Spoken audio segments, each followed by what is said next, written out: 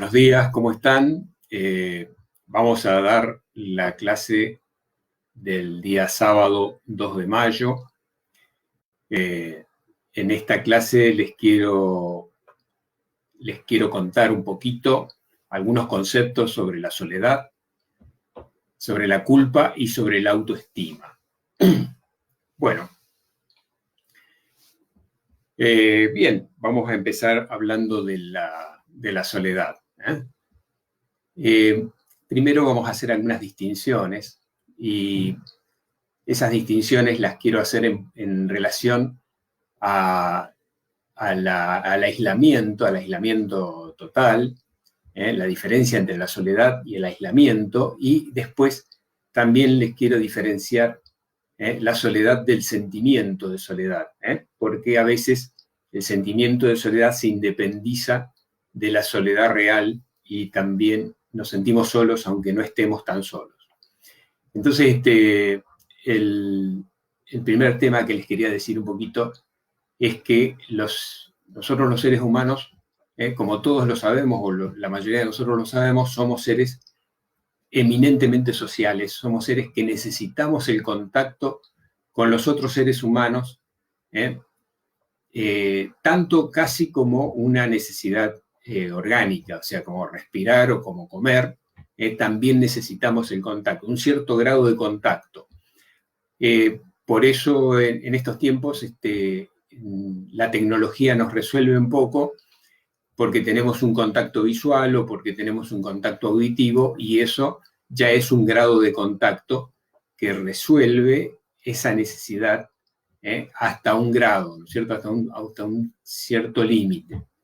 Pero, porque, por supuesto, el contacto físico también nos resulta muy necesario, pero podemos prescindirlo un cierto tiempo en la medida en que no se pueda tener, ¿no es cierto? Al menos necesitamos tener contacto visual o contacto auditivo. Así que vamos a hablar un poquito del contacto y el aislamiento total. El aislamiento total es definitivamente pernicioso. O sea, una historia es el aislamiento parcial, donde podemos tener algún grado de contacto, y otra totalmente diferente, el aislamiento total, donde no tenemos ninguna clase de contacto con otros seres humanos. La falta absoluta de contacto, o sea, el aislamiento absoluto, el aislamiento total, es muy doloroso para los seres humanos, es muy difícil de sobrellevar y generalmente es matriz de perturbaciones psicológicas que pueden llegar a ser muy severas. Entonces, el aislamiento total es en sí mismo enfermante, en sí mismo productor de trastornos y de severos traumas psicológicos. Nosotros no estamos preparados para soportar el aislamiento total. Lo estamos por periodos cortos, a veces preparándonos previamente, lo hacemos, lo toleramos, pero no puede ser muy prolongado. El aislamiento total no puede prolongarse en el tiempo de manera indefinida, porque sería gravísimo las consecuencias que eso provocaría. Esto para diferenciarlo de la soledad, porque la soledad no es aislamiento, la soledad es falta de presencia de otras personas, pero no es el aislamiento. El aislamiento es la ausencia total de personas en nuestra vida. Y nosotros los seres humanos a veces nos vamos dejando solos, porque vamos terminando relaciones y no vamos haciendo relaciones nuevas, nos vamos quedando como separados del resto de la sociedad, y eso a veces produce una soledad real. Y la soledad real, que es a lo mejor de puertas para adentro, o sea, no estamos solos cuando estamos en contacto con la gente en la calle y nos relacionamos, nos relacionamos por lo menos con los proveedores, o con los vecinos, hablamos algo con los vecinos a veces, pero después de puerta para adentro estamos realmente solos. Y esa soledad puede ser una soledad totalmente sobrellevable, totalmente hasta buscada y agradable en algunos momentos, y es diferente del sentimiento de soledad. El sentimiento de soledad a veces se separa de la soledad real, de la soledad concreta, y de la falta de contacto con otros seres humanos, y se transforma en algo que nos acompaña todo el tiempo, aunque estemos en contacto con otros seres humanos. A veces estamos sintiéndonos solos en el medio de la gente, en medio de un grupo de gente, y eso es lo que yo les decía, que se puede separar el sentimiento de la soledad real. La soledad real es aquella que tiene que ver con que no haya nadie ahí alrededor nuestro, o no estemos en contacto ni por teléfono, ni por videollamada, ni con nadie. Eso sería soledad real. Y esa soledad real en sí misma no es necesariamente ni dolorosa, ni traumática, ni genera ningún tipo de perturbación. Y después está el sentimiento de soledad, que a veces coincide con la soledad real y a veces no coincide con la soledad real. Y cuando no coincide con la soledad real, es un sentimiento de soledad que nos cala muy hondo y que nos hace sentirnos solos todo el tiempo, y pase lo que pase, y no hay forma de que mitiguemos esa soledad, aunque por ahí sí en una reunión nos parece que estamos acompañados de ello, pero apenas la reunión pasa, otra vez nos sentimos solos, otra vez estamos sufriendo esa soledad, nos duele, nos incomoda, añoramos estar en contacto con alguien, y nos damos cuenta que hay una diferencia, que no estamos tan solos, que tenemos amigos por ahí, o tenemos conocidos, tenemos familiares, pero la soledad es como muy de adentro. Y esa soledad que tiene que ver con el sentimiento interno, y que es muy de adentro, es porque no hemos desarrollado un buen diálogo con nosotros mismos. O sea, nosotros la podemos resolver. Es más, esa soledad de adentro no te la puede resolver nadie, no la puede resolver ninguna otra persona más que uno mismo. Para eso tenemos que responsabilizarnos de ese sentimiento de soledad, dejar de creer que nos pasa, que nos sucede, que somos víctimas del sentimiento de soledad, y tomar la soledad y tomar el sentirnos acompañados como un trabajo, como algo que tenemos que provocar, que tenemos que realizar. Entonces, me voy a referir un poquito más a este sentimiento de soledad y cómo lo podemos subsanar, cómo podemos hacer que ese sentimiento de soledad no sea doloroso, no sea una carga, no sea algo que nosotros tenemos que llevar como una cruz, como un sacrificio. De ninguna manera nosotros estamos condenados a sentirnos solos, aún si nos sentimos solos en el medio de la gente. Bien, ¿cómo se hace para trabajar este sentimiento de soledad y transformarlo en un sentimiento más llevadero, más confortable?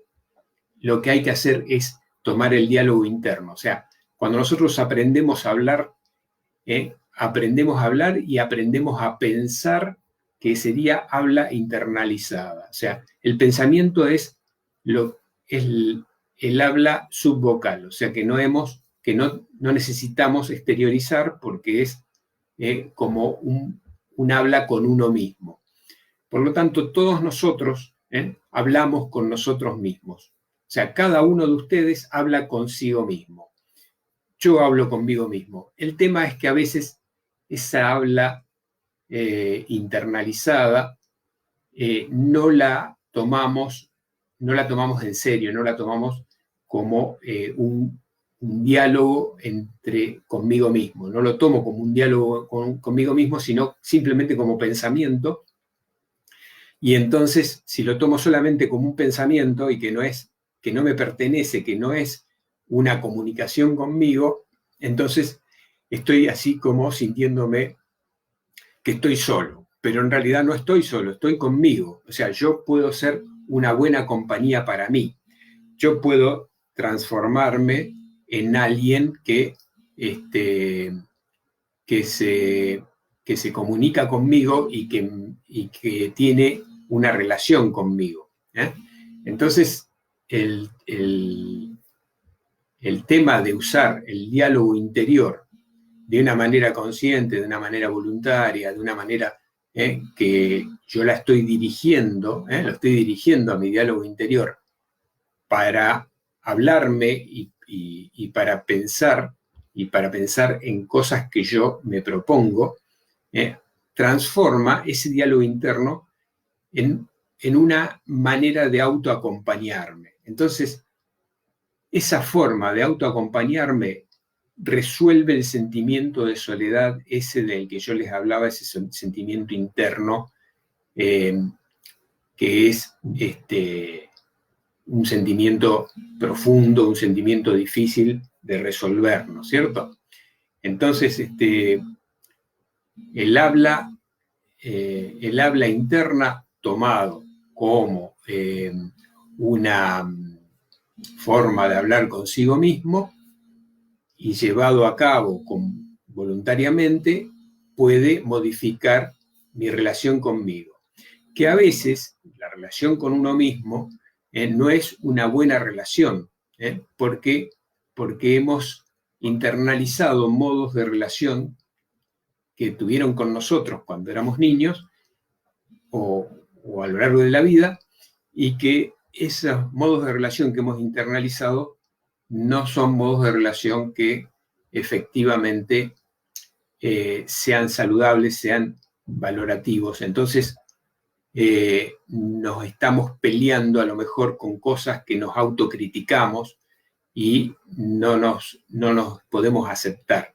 Entonces, en este diálogo interno nosotros podemos hacer ese trabajo de empezar a aceptarnos, de empezar a relacionarnos sanamente con nosotros mismos y a hacernos amigos nuestros. Amigos, o sea, yo puedo ser un buen amigo mío y entonces generar esa relación a través del diálogo y ayudarme a valorarme, a aceptarme, y al aceptarme a mí mismo y al valorarme a mí mismo, voy generando confianza y voy generando seguridad en mí.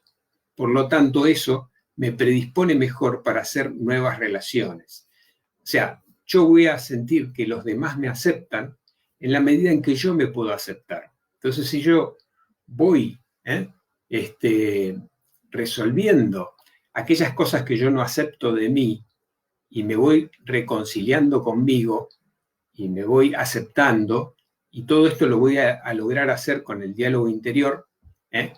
Si esto es muy severo, obviamente voy a tener que recurrir a un terapeuta, ¿no es cierto? Pero si esto no es muy severo, sino que son algunos aspectos que yo me doy cuenta que rechazo de mí mismo y que los puedo ir trabajando, hablándome y diciéndome, bueno, no es tan malo, fíjate, a ver para qué te sirve y este tipo de cosas, puedo ir recuperando esos aspectos que yo rechazo, puedo ir reconciliándome conmigo mismo y entonces voy generando autoaceptación. En la medida en que yo me voy sintiendo aceptado por mí y que ya no me rechazo y que ya no me critico y no me maltrato, voy a ir sintiendo que también puedo ser agradable para los demás. Si yo paso a ser una persona agradable para mí, paso a ser también una persona agradable para los demás. Y entonces me voy a sentir aceptado por los demás y me voy a relacionar de una manera mucho más fluida y mucho más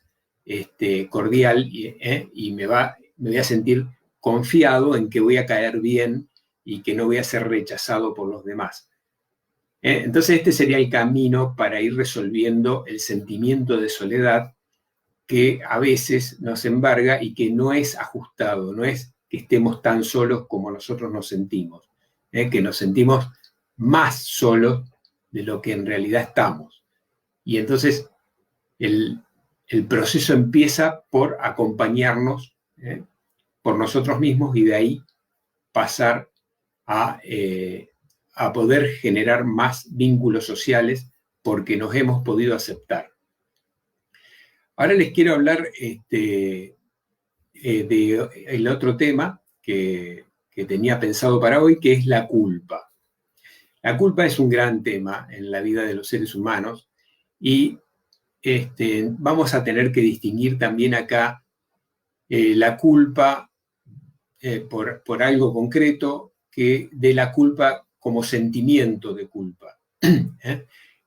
La culpa por algo concreto es saludable y es necesaria cuando hacemos algo, cuando hacemos algo que daña a otra persona. Si de repente hemos dañado a otra persona, ya sea con intención o sin intención, puede ser que simplemente lastimemos o dañemos sin darnos cuenta, pero después me doy cuenta o me lo dice la otra persona, mirá lo que me hiciste, bla, bla, y entonces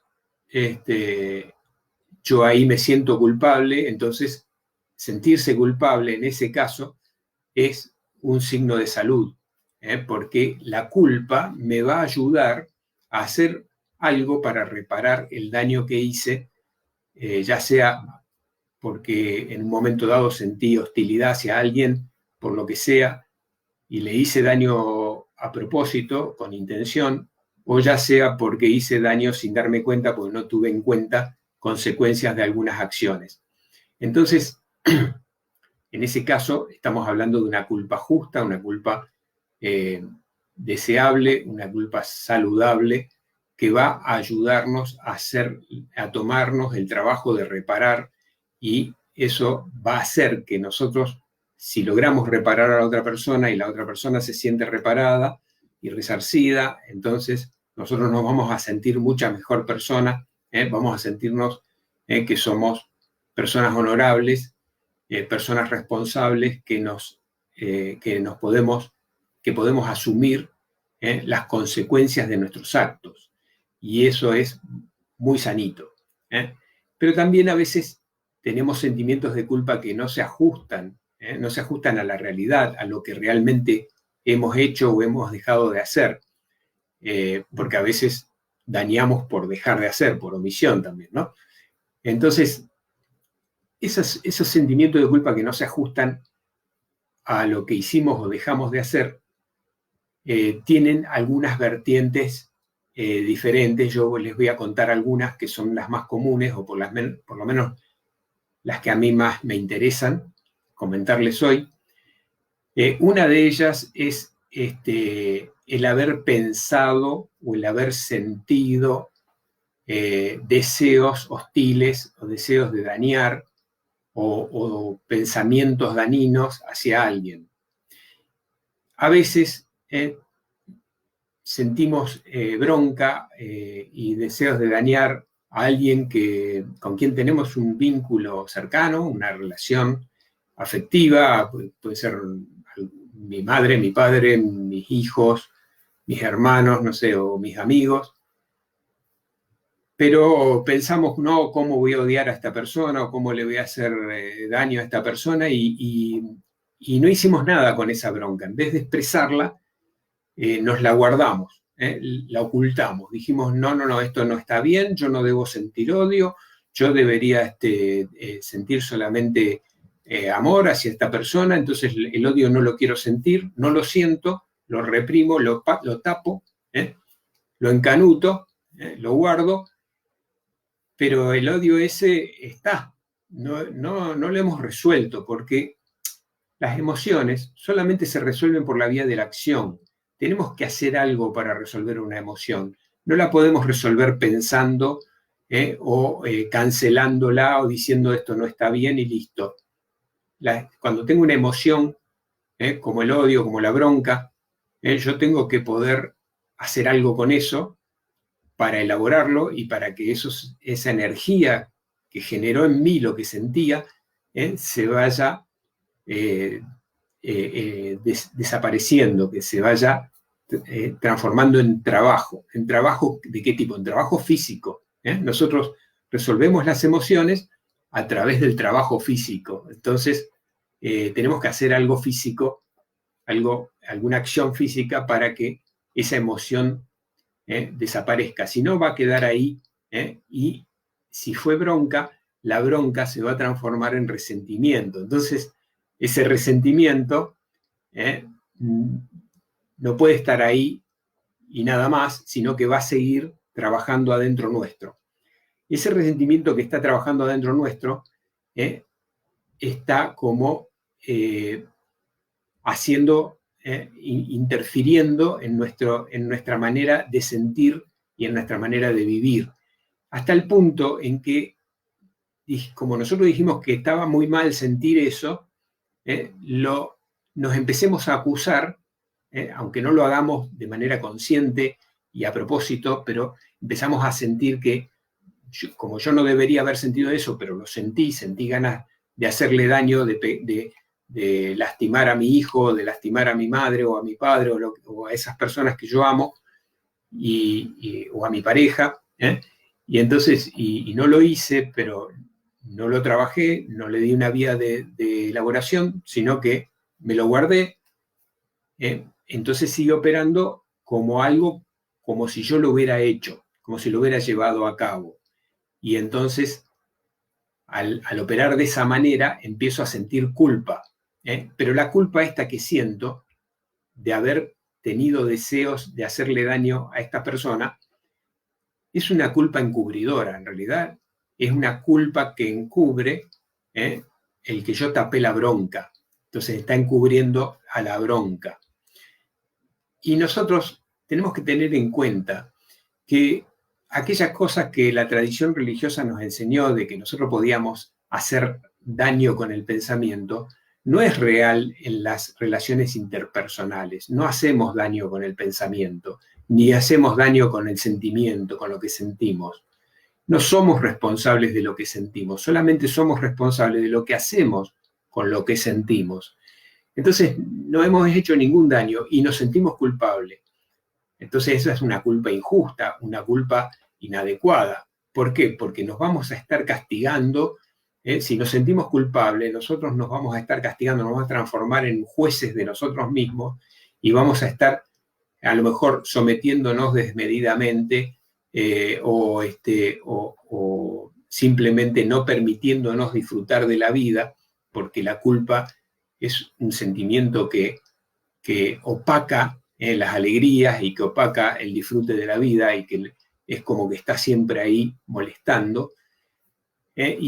Y encima es un sentimiento que no corresponde, porque yo no hice ningún daño. Entonces, lo que tengo que hacer con esa culpa, con ese sentimiento que tiene que ver con el haber deseado el mal, pero no lo hice, no lo llevé a la acción, tengo que recuperarlo, tengo que retomar el resentimiento, transformarlo otra vez en bronca y llevarlo a una acción, aunque sea una acción teatral, a una acción simulada.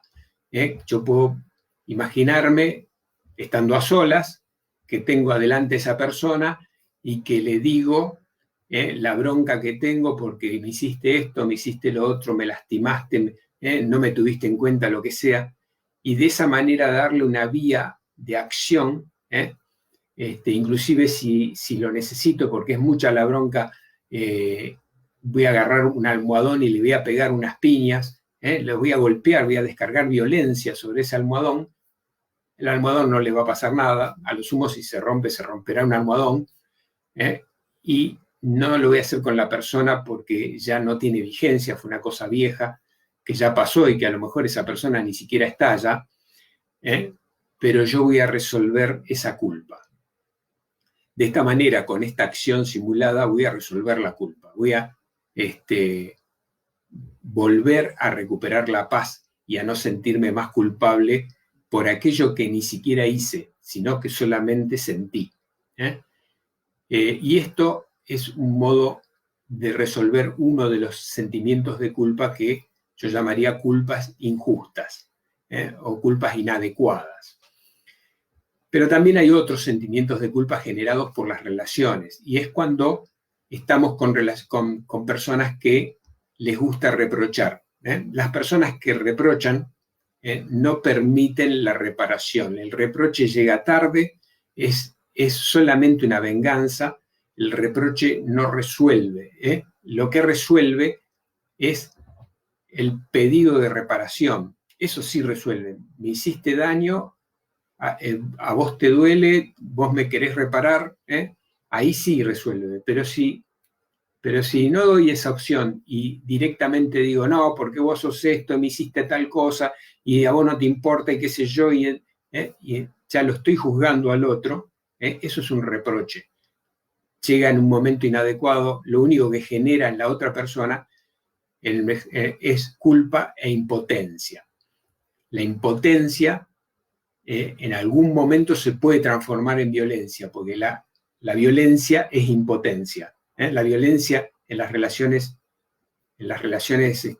afectivas es siempre producto de la impotencia. Hay gente que es violenta de por sí y todas las relaciones es violento, pero sacando a esas personas que son violentos, hablemos de personas que habitualmente no son violentas.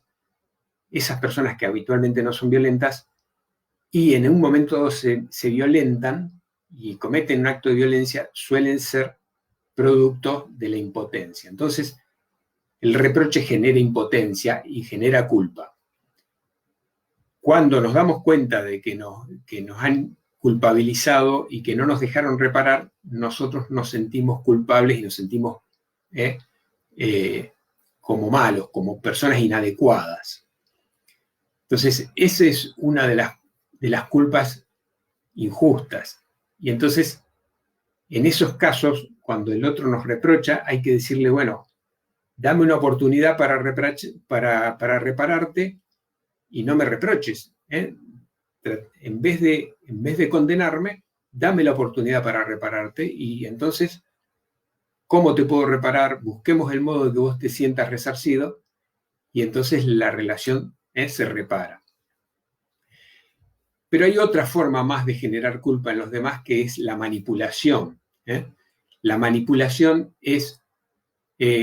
son esos modos, esas tretas, esos modos arteros de hacer que los demás actúen sin pedirle nada. O sea, son modos arteros de hacer actuar a los demás sin pedirles. Eso es la manipulación. La manipulación deja desarticulado al otro porque siente que tiene que hacer algo para satisfacer, pero como no te lo pidieron, como esa persona no te pidió lo que vos haces para satisfacer, tampoco se siente satisfecha por lo que vos haces. Por lo tanto, nunca vas a lograr satisfacer a la persona que te manipula. Si te das cuenta que estás siendo manipulado, lo más probable es que te dé mucha bronca. Y si no te das cuenta, el no poder satisfacer genera sentimiento de culpa. Entonces, también cuando nos damos cuenta que estamos siendo manipulados, tenemos que denunciarlo y decir, esto que vos haces a mí me hace daño, me estás tratando de hacer sin pedírmelo, pedímelo de frente y si no, no voy a acceder a tus pedidos. Y así se termina y se corta con las manipulaciones. Porque las manipulaciones nunca son de frente, siempre son manejos, artilugios, para lograr hacerte actuar sin decirte, sin pedirte. Si la persona pasa a pedir, se terminó, porque en el pedido uno puede decir que sí o que no. Y eso es lo que está evitando el manipulador. Entonces, esto sería respecto de la manipulación. El sentimiento de culpa generado por una manipulación no es justo. Es un sentimiento de culpa injusto. Y entonces también es necesario que lo resolvamos. Y lo resolvemos enfrentando la relación y diciéndole, me estás manipulando, no estoy de acuerdo con lo que haces, decime de frente lo que querés y pedime lo que quieras y yo veré si te quiero satisfacer o no y seamos honestos. Y si esto no se puede hacer, bueno, esta relación obviamente no puede continuar así.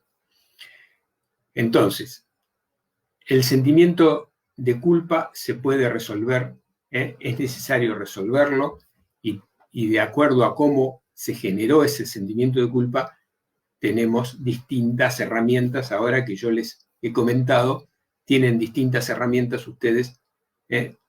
Vos podés resolver este sentimiento de culpa porque ya ahora tenés la herramienta.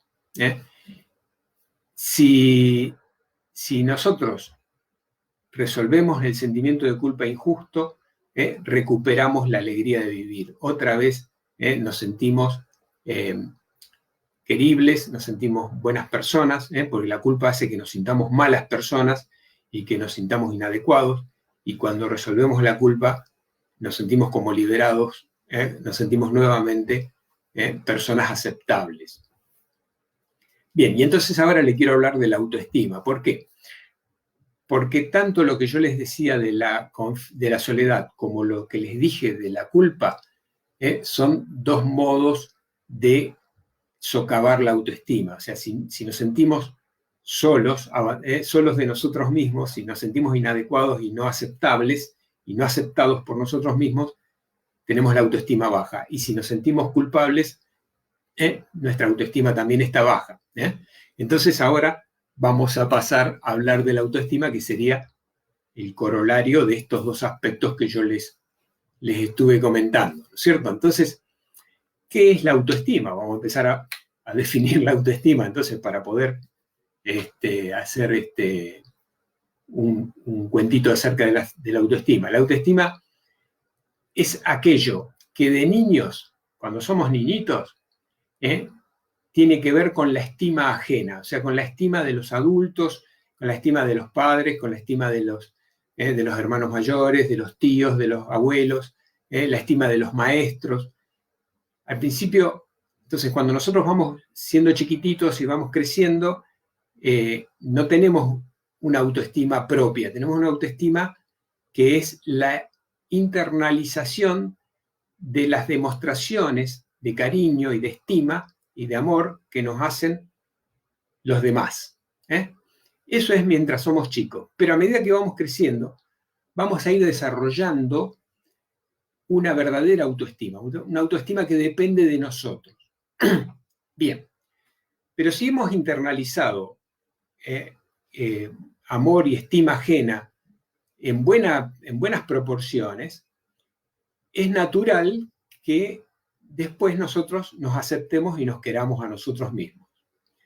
¿Por qué? Porque los demás nos demostraron que nosotros éramos queribles, que nosotros éramos personas aceptables, agradables, que éramos buenas personas y que por lo tanto nos estimaban. Si nos demostraron bastante que nos estimaban, entonces nosotros nos podemos autoestimar de una manera natural y sin ninguna interrupción. O sea, transformamos la estima ajena en autoestima.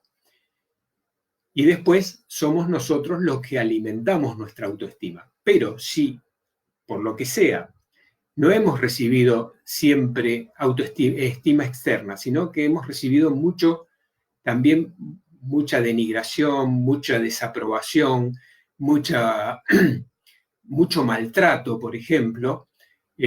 Bueno, ese maltrato, esa denigración, esas reprobaciones que nos han hecho los demás cuando éramos niños, se van a transformar en la forma de relacionarnos que tenemos nosotros con nosotros mismos, porque vamos a internalizar eso y naturalmente eso va a pasar a ser el modo en que yo me trato a mí mismo y me voy a tratar denigrantemente, y me voy a decir cosas feas y voy a pensar que no soy bueno, que no soy suficientemente aceptable, porque yo me voy a relacionar conmigo con el mismo modelo, con el mismo patrón con que se relacionaron los adultos conmigo cuando yo era chico. Y entonces, al pasar a la adultez, voy a tener que hacer un trabajo de depuración y de transformación de esa mala autoestima, esa mala estima que tengo de mí porque internalicé malos vínculos parentales, la voy a tener que transformar en una buena estima de mí. O sea, yo voy a tener que trabajar para generar una buena autoestima y voy a tener que trabajar para aceptarme y para reconocerme y para autovalorarme. O sea, no va a ser gratis. Si yo no fui suficientemente estimado cuando era niño, de adulto voy a tener que hacer el trabajo de aprender a estimarme y aprender a valorarme y aprender a aceptarme. Y eso a veces requiere de una psicoterapia, pero si no es mucho, si no es muy grave, muy severo el daño que recibí, lo puedo hacer solo. Lo puedo hacer solo ¿cómo?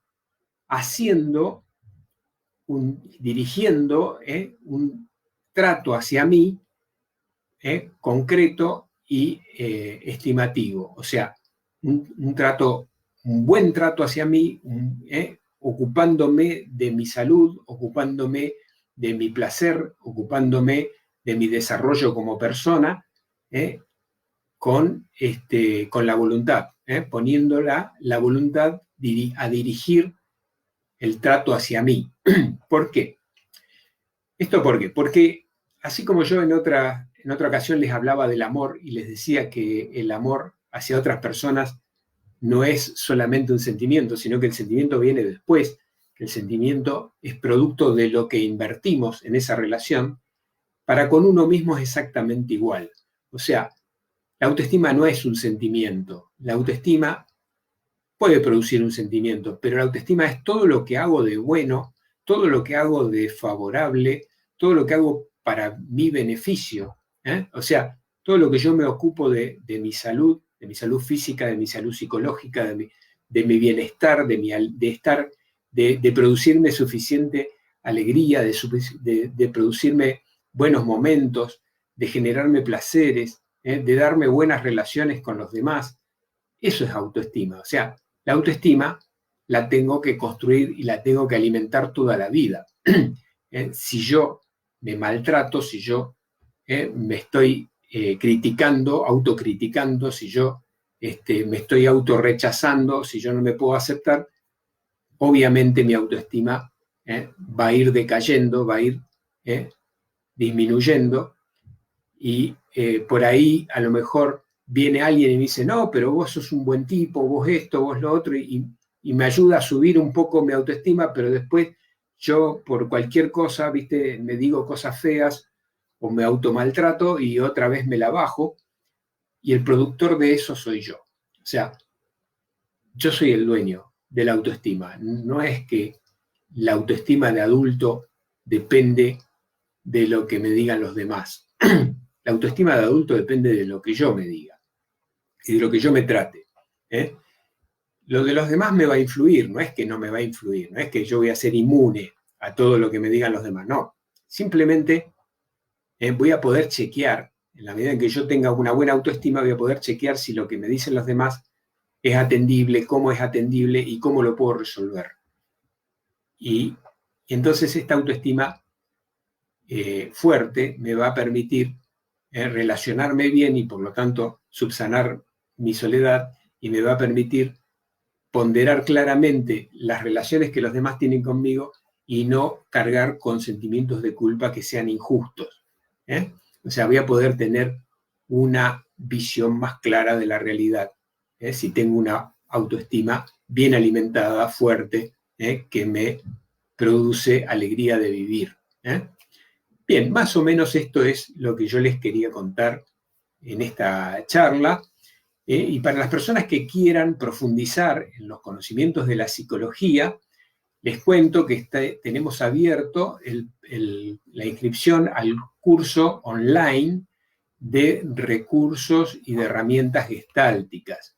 Este curso online está abierto para todas las personas. Para este curso no es necesario ser psicólogos o tener conocimientos previos de psicología. Ustedes pueden inscribirse y pueden hacer ese curso donde van a tener una visión bastante profunda de lo que es la psicología desde la mirada gestáltica, y van a poder saber cómo funcionamos los seres humanos y cómo nos podemos desempeñar mejor y mejorar ese desempeño gracias a estos conocimientos de la psicología. Ustedes pueden encontrar el teléfono y el correo electrónico para el contacto en esta misma página de Formación Gestalt de Rosario, y así contactarnos y pedirnos la inscripción al curso. Bueno, por hoy es suficiente, creo que ya les he comentado lo que quería decirles. Si ustedes tienen alguna pregunta para hacer, yo me voy a quedar todavía unos minutos acá para poder darles respuestas. A ver, acá hay un comentario que podemos tomar. ¿Los psiquiátricos serían modalidades de encierro que por tiempo prolongado provocarían patologías más severas si relacionamos esto no solo con la situación actual sanitaria, sino trasladarla a otros ámbitos? Bueno, los psiquiátricos de la modalidad antigua muchas veces sí aislaban a las personas. O sea, era muy común que en los psiquiátricos, digamos, hasta mediados del siglo XX y un poco más avanzado también, aislaran a las personas y en ese caso producían más patología. O sea, las patologías iban como volviendo cada vez más severas, más graves. Esto se fue modificando, por suerte. Nosotros acá en la Argentina, en los años 70, tuvimos un auge de las externalizaciones de los pacientes y de la descronificación, y en los psiquiátricos públicos, donde se generó todo un movimiento para devolver a los pacientes a su medio familiar, algunas veces con buen éxito y algunas veces no.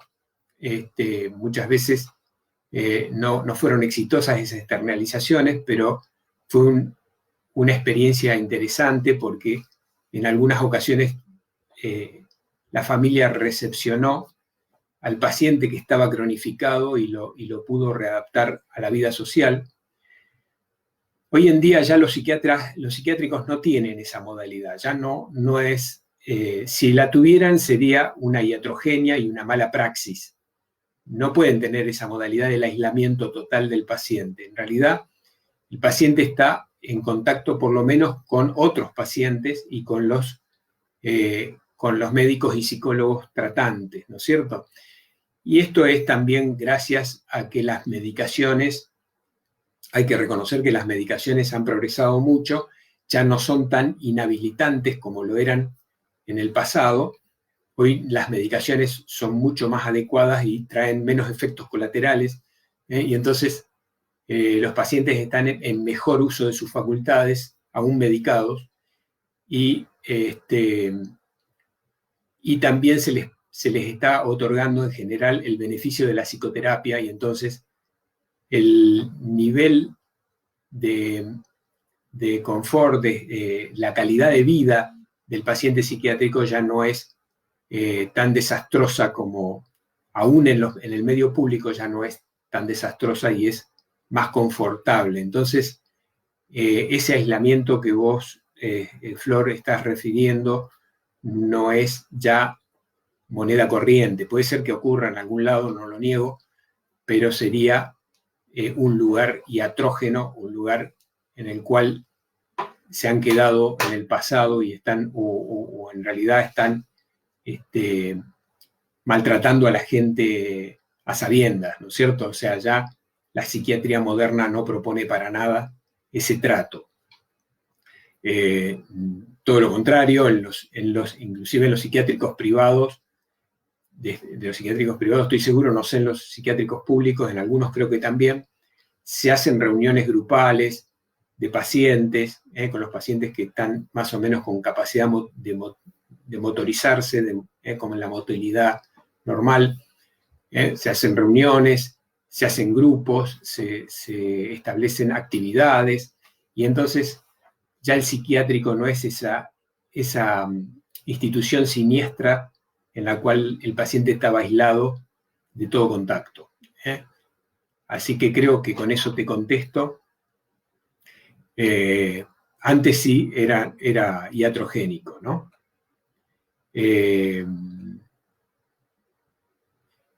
Bueno, les agradezco los buenos conceptos a Sandra y a Sergio.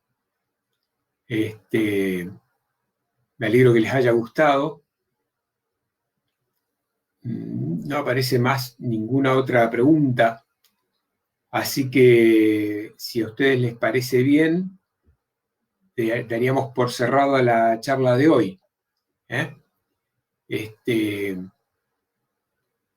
Y nos veremos en una próxima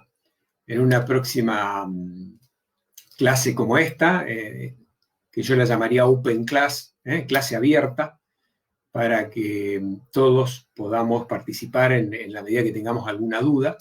Si a ustedes les quedó alguna duda de esta clase o de clases anteriores, no hay ningún problema que en una próxima clase me presenten las preguntas, aunque no sean del tema del día, las podemos ir evacuando igual. Bien, gracias por su atención y damos por finalizada entonces la clase de hoy y hasta la próxima clase.